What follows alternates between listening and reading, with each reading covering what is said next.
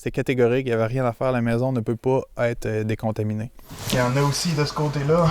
Nicolas Bellemare a acheté cette maison avec sa conjointe, sans garantie légale, en pensant qu'elle serait parfaite pour un projet de rénovation. 20 000 $ de rénovation plus tard, le propriétaire découvre de la moisissure. Le verdict tombe, c'est bel et bien de la mérule pleureuse. Avec la COVID, ça a été extrêmement difficile, ça a rendu tout difficile, tu sais. Le couple se tourne vers la Société d'habitation du Québec pour obtenir l'aide gouvernementale prévue dans le programme d'intervention résidentielle Mérule de 150 000 $. Leur maison est une perte totale. C'est drôle, là, mais ça l'est pas. Or, l'argent est octroyé seulement si plusieurs conditions sont remplies, notamment si la maison est démolie et reconstruite sur le même terrain dans un délai d'1 an. C'est une course contre la montre pour les propriétaires qui doivent compléter leur dossier avant le 31 mars. Ce qui arrive, c'est que c'est une incertitude constante.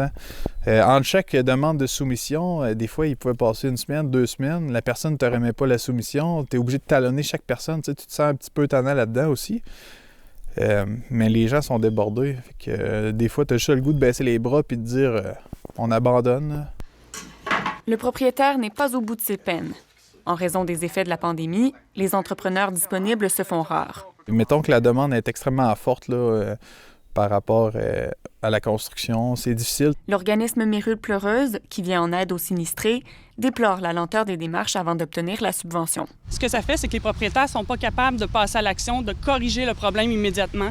On parle plutôt pratiquement d'1 an là, avant de corriger un champignon qui est à croissance rapide.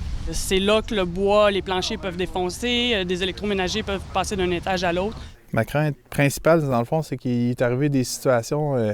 je te dirais que des fois, je perds un peu espoir en ce programme-là. Le programme d'intervention résidentielle Mérule doit prendre fin à la fin du mois de mars.